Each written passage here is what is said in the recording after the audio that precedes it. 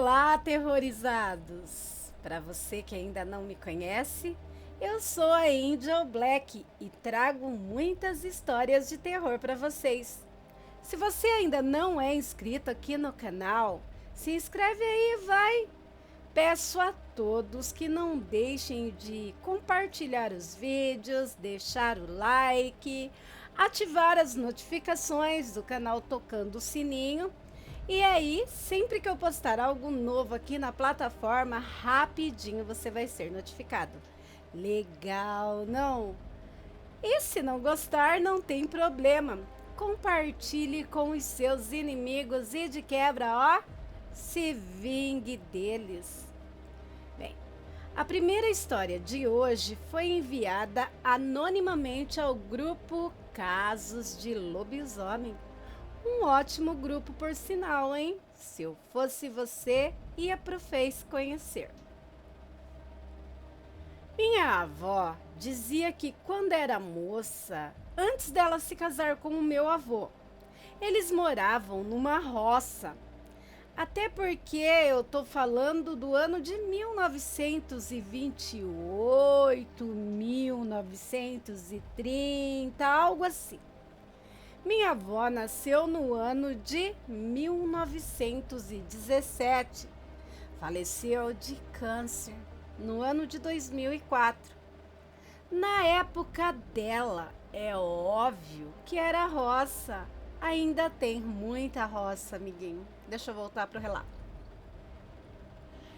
Não tinha urbanização em quase lugar nenhum, é fato.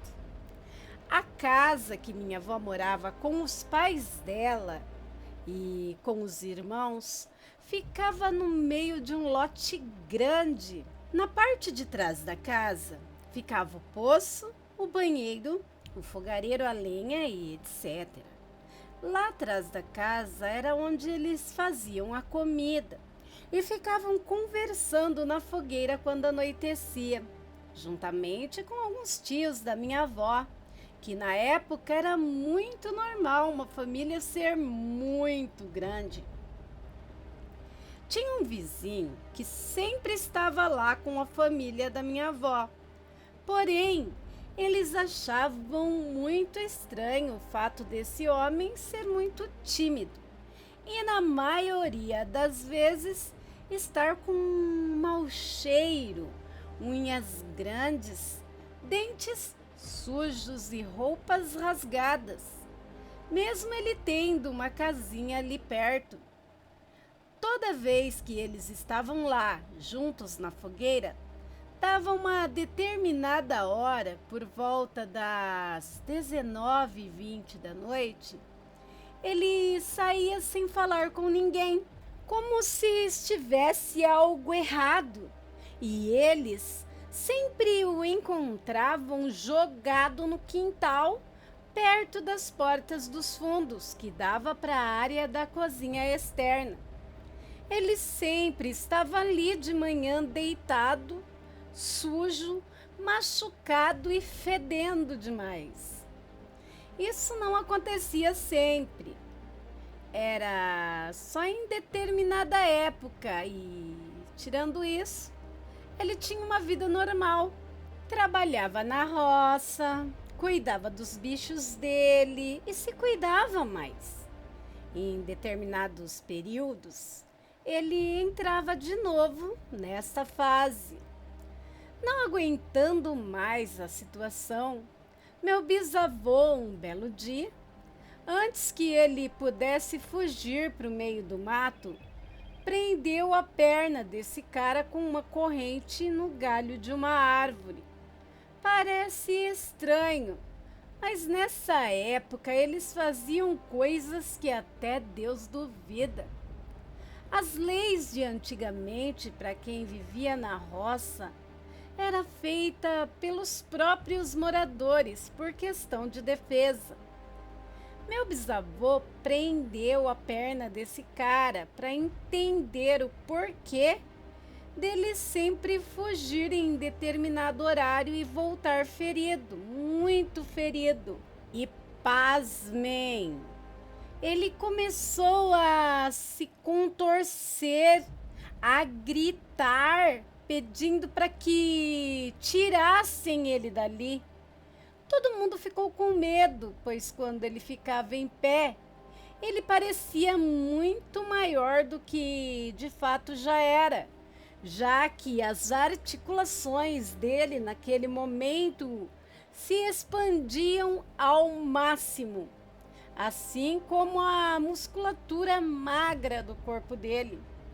As mãos, os pés, a largura do pescoço, o maxilar, tudo isso iam ficando maior na medida em que ele se contorcia e gritava de dor, pedindo para que o soltassem. Em um dado momento, quando todos estavam trancados dentro de casa, meu bisavô entendeu a situação que muito era comentado ali na roça. Ele, depois de uns 30 minutos lá gritando, puxou a corrente e a corrente simplesmente partiu ao meio. E ele correu para dentro da mata, sendo encontrado apenas 3 dias depois, com a boca suja de sangue e alguns dentes soltos. Nunca mais ele interagiu com a minha família. Meses depois, fizeram várias orações nele e na casa dele, tentando exorcizar, no modo brasileiro, né? Campanhas de oração. E ele se sentiu melhor por um tempo, mas semanas depois morreu dormindo. Não havia uivos nem lua cheia, e ele não matava pessoas.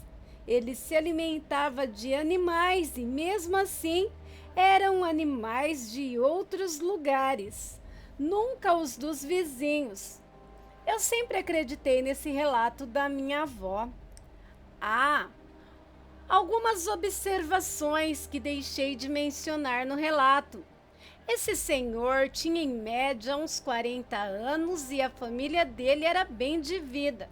Tinham plantações de café, ele era abandonado pela família porque tinha problemas com o álcool.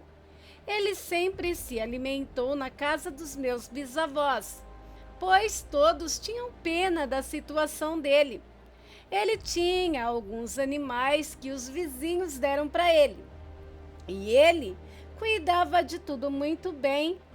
Trabalhava na roça na parte da manhã e ia para a casa dos meus bisavós na parte da tarde. Dificilmente ele ia lá nos momentos em que ele estava mal, se embrenhava na mata. Ele ficava mais lá quando estava no período bom. Mas como ele era quase da família, ele confiava demais. E várias vezes eles testemunharam essa situação dele saindo de fininho e entrando na mata. Meu avô sempre tentou ajudá-lo, mas ele não queria ajuda.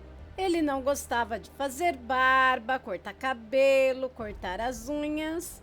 O máximo de ajuda que ele aceitava era alimentação, água e roupas para ele usar, porque ele sempre perdia muitas roupas.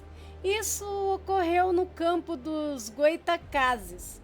O local certo eu não me lembro. Meu avô prendeu ele, achando que poderia ajudar. E só foram entender que ele era um lobisomem quando o mesmo arrebentou uma corrente de ferro maciço, antigo, que nem serrando aquilo arrebentava. Minha avó dizia que, na época que ela relatava a história, que ele era do tamanho do meu irmão, ou seja, por volta de 1,70 m. E quando ele se soltou, ele já tinha quase 2 metros de altura e a coluna dele estava muito inchada. Os pulmões dele também ficaram inflados.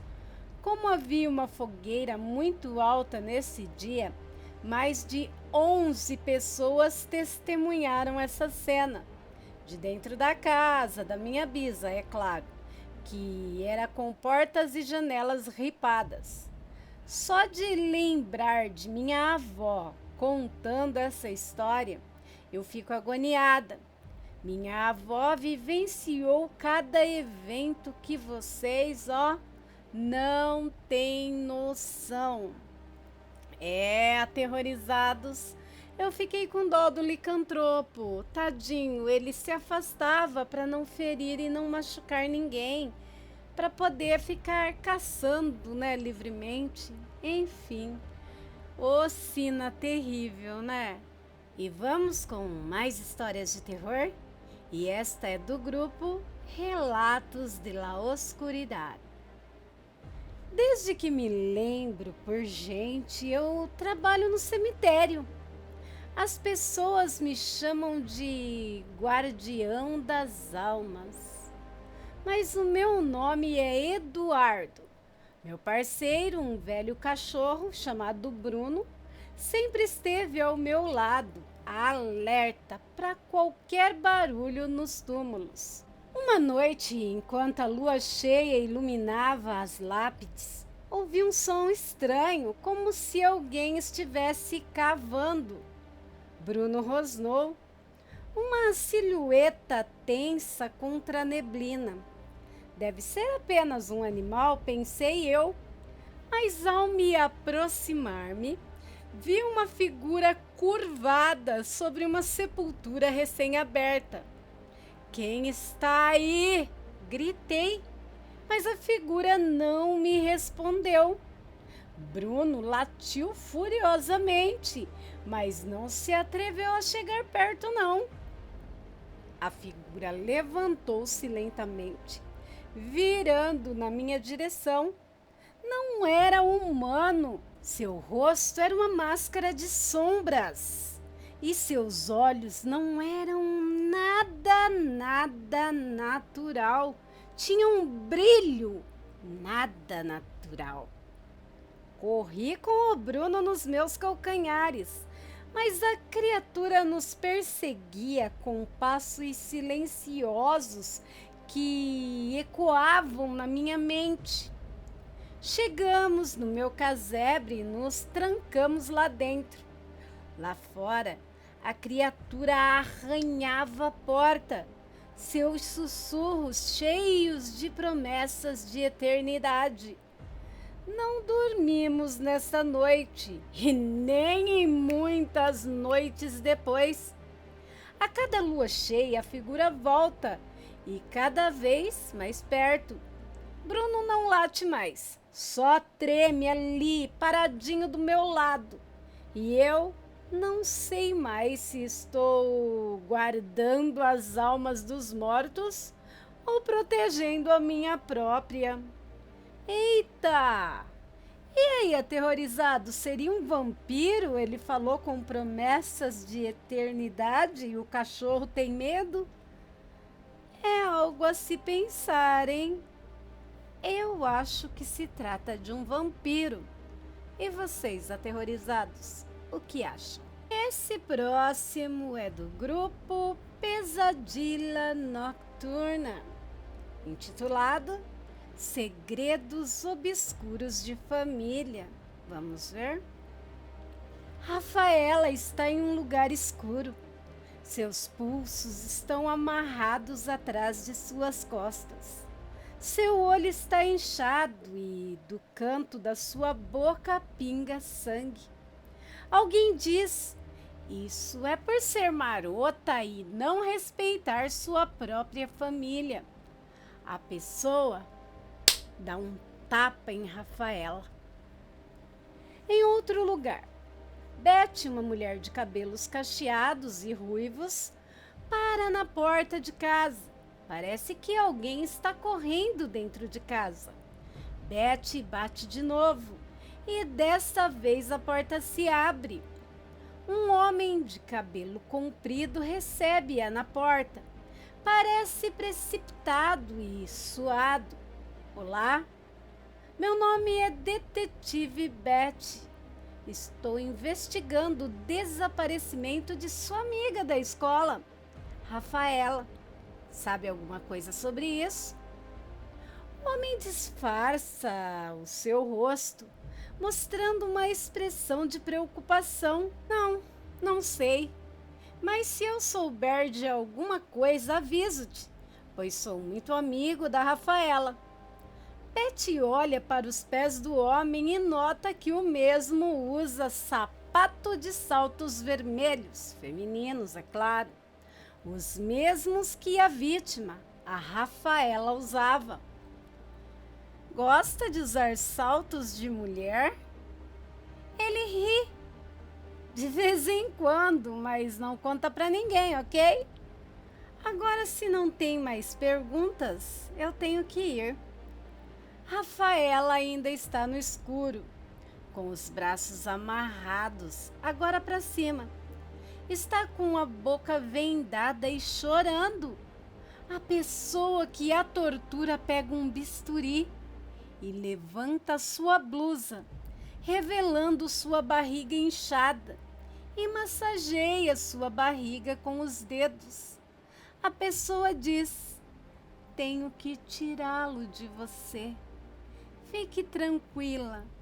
Será doloroso, mas breve. A pessoa solta um riso macabro. Mais tarde, Betty está na casa da mãe da Rafaela, enquanto ambas tomam chá. A mãe fala: Rafaela é uma boa garota. Não sei por que alguém a raptaria.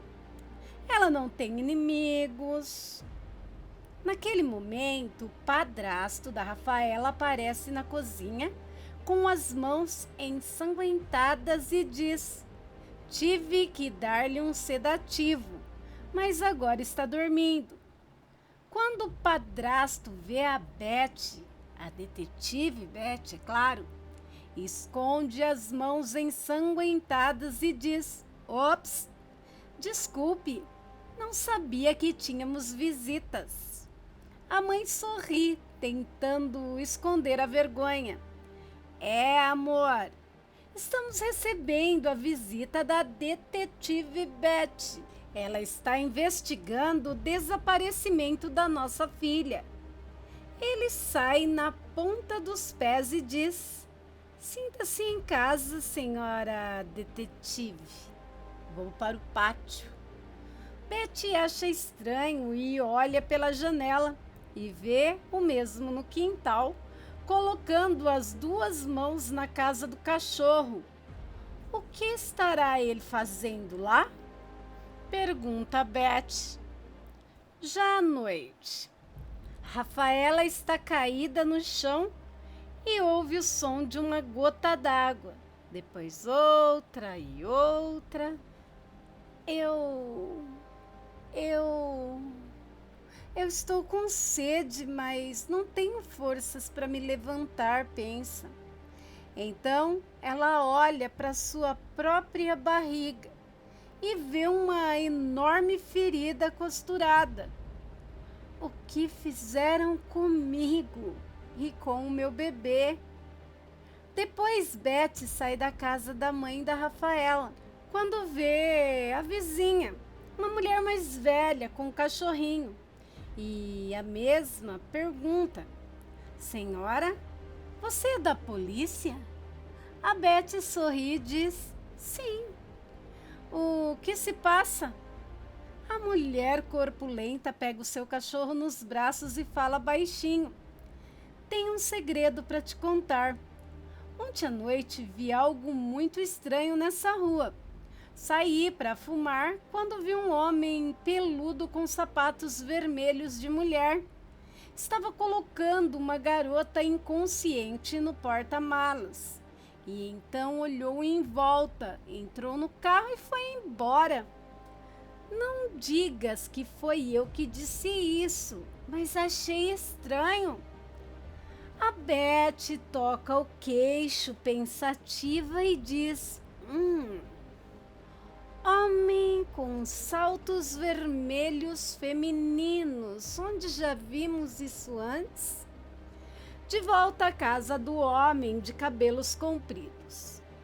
Beth percebe que ele está se mudando, pois tem um carro estacionado em frente à casa, com o porta-malas aberto e algumas malas dentro. Quando a Beth está na frente da casa, a porta se abre e o homem sai segurando duas malas. Ao ver Beth, ele joga as malas no chão e tenta correr. Mas Beth persegue o mesmo, depois tira a arma da cintura e aponta para ele. Se tentar fugir, eu disparo. Ele para, levanta as mãos e diz: "Não fui eu!" Beth aproxima-se, verificando para ver se ele não está armado, e quando percebe que não, pergunta: "Baixa as mãos, rapaz, e diz: se não foi você, por que está fugindo?" Ele tapa os olhos e diz: "Está bem, eu ajudei. Eu estava em casa ontem à noite quando o meu telefone tocou. Era o padrasto da Rafaela. Ele disse que, como eu era amigo dela, eu tinha que ajudá-la. Quando cheguei na casa dela, vi a Rafaela desmaiada no gramado. Ele me disse para colocá-la no carro e levá-la para minha casa. Não me disse o que aconteceu. Ele só disse para que eu esperasse ele vir na minha casa mais tarde e eu fiz isso, exatamente isso." Beth pergunta: "E ele não veio para sua casa depois?"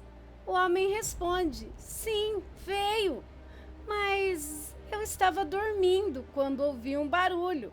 Quando desci as escadas, a porta da minha casa estava aberta. Alguém tinha arrombado e Rafaela não estava mais na casa. Não sei quem a levou, mas tenho certeza de que foi o padrasto." A Beth coloca-lhe as algemas no braço e diz: "Se consegue provar que não fizestes nada, estarás livre. Até lá, ficará na cadeia. Só uma última pergunta. Quero entender por que você está usando os saltos de Rafaela." Ao que ele responde: "Porque ela me emprestou. Ela sempre me empresta suas roupas. Eu sou gay e não criminoso." Beth chega então na casa da mãe da Rafaela e já é noite. E o padrasto ainda está manipulando a casinha do cachorro. "Senhor, você está preso." Ele olha assustado. "Como assim? O que eu fiz? Achas que raptei a minha filha?" "Não, nada disso. Vou contar-te o que aconteceu. Levante-se." Ele se levanta e diz: "Na verdade, pedi para aquele amigo peludo da Rafaela que viesse buscá-la, mas não foi porque eu a machuquei. Descobri que ela estava grávida e só queria que ela tivesse o bebê em um ambiente melhor. Por isso pedi ao amigo dela para levá-la." Beth interrompe: "Então não foi você que entrou na casa dele depois e recuperou Rafaela?" Ele responde: "Não." Beth fica séria e pergunta: "E por que você estava com as mãos ensanguentadas antes?" O homem sorri: "É por essa razão aqui." Mete a mão na casinha do cão e tira 2 filhotes, dizendo: "Estava ajudando no parto da cachorrinha Suzy." Beth então chega em casa e vê a mãe de Rafaela sentada no sofá com um bebê nos braços. "Esse bebê é da Rafaela, né? Nasceu?" A mãe não desvia o olhar do bebê no colo. "Sim, é dela." E pensar que um bebê tão lindo veio de uma gravidez incestuosa. "Quero que tomes conta dele." A mãe da Rafaela coloca o bebê nas mãos de Beth e diz: "Confesso, minha filha está na casa, na nossa casa. Vou te contar tudo o que aconteceu. Fui casada com o pai da Rafaela, mas ele morreu. Então, depois disso, casei-me pela segunda vez com um homem 34 anos mais novo que eu. Este foi o meu erro. Tinha quase a mesma idade que minha filha. E acontece que ela e ele se apaixonaram. Um dia, entrei no quarto da Rafaela e vi que ela estava gorda. Logo percebi que ela estava grávida. Mas o pior foi quando me disseram que o bebê era do meu marido. Fiquei chocada e muito zangada porque eu os via abraçados e dando beijos na bochecha. Mas pensei que era uma demonstração de carinho de padrasto e filha. Mas quando descobri o que eles tinham feito, levei Rafaela e bati muito nela. Minha mãe sempre disse que se você não aprende da forma mais fácil, você aprende da forma mais difícil. Meu marido viu que eu estava batendo nela e levou-a para aquele seu amigo estranho. Ele a mantinha na casa dele, mas eu descobri e recuperei minha filha. Vi que estava na hora do bebê nascer e fiz o parto aqui. A Beth fala: onde está a Rafaela? A mãe baixa a cabeça e responde: morreu. Para mim, essa menina morreu. Quando Beth desce para o porão escuro, ouve gotas de água caindo de um cano e caindo no chão ali, tac, tac, tac, tac. E bem lá estava a Rafaela, magra, suja de lama e com uma cicatriz horrível na barriga. Quando se aproxima, ela percebe que a moça ainda está respirando e diz: fique tranquila, vou prender sua mãe. Mas seu bebê está bem e você também ficará bem. Segredos obscuros de família. Nessa história, um segredo sombrio quase teve um desfecho trágico, fatal. Embora para algumas pessoas ter um bebê em condições tão difíceis possa parecer uma tragédia. Pelo menos, ninguém perdeu a vida e agora eles têm a chance de começar por um novo caminho. Dessa vez, eles podem construir suas vidas com transparência e dignidade sem esconder os seus segredos. A narrativa destaca a importância de enfrentar a verdade, aprender com os erros do passado e buscar um futuro baseado na sinceridade e respeito mútuo, que não houve ali de nenhum dos lados, né? A filha pega o marido da mãe, a mãe faz um parto, Deus do céu, um filme de terror, né? E saber que isso se vê muito nos dias de hoje. Tem uns jornais aí em algumas redes de televisão que só de ligar a televisão escorre sangue. Pior que o canal Angel Black e contos de terror, não é verdade? Mas tudo poderia ser evitado com respeito. Mãe respeitando o filho, padrasto respeitando enteada e assim sucessivamente. A coisa que eu acho, se não a mais importante, uma das mais importantes para termos uma vida regrada, para termos um pouco de segurança, é o respeito, né? Como dizia minha mãe, respeito é tudo. E quando se acaba o respeito, não se sabe as consequências que podem haver. Deixem suas opiniões nos comentários, sempre com respeito. É a palavra, né? Respeito. Autor: Pesadila Noturna. E é isso, se você ainda não é inscrito aqui no canal Angel Black Contos de Terror, se inscreve aí, vem fazer parte da minha alcateia você também. Peço a todos que não saiam do vídeo sem deixar o like, sem compartilhar o vídeo, sem ativar as notificações do canal, tocando o sininho lá na opção todas. Isso ajuda muito o canal a prosperar. e prosperando, trarei muito mais conteúdo para vocês. E quem puder e quiser dar uma contribuição ao canal, tem várias maneiras de fazer. Tem o Superchat, os Super Stickers, o Valeu e até mesmo o Pix, fica a seu critério. A chave do mesmo estará na descrição do vídeo. Se você tem um relato, um conto, uma história e queira compartilhar conosco, basta que você envie para o e-mail do canal, que é luçonjavermelha@gmail.com, tudo em letrinhas minúsculas, mas vai estar aí na descrição do vídeo. É só dar uma olhadinha.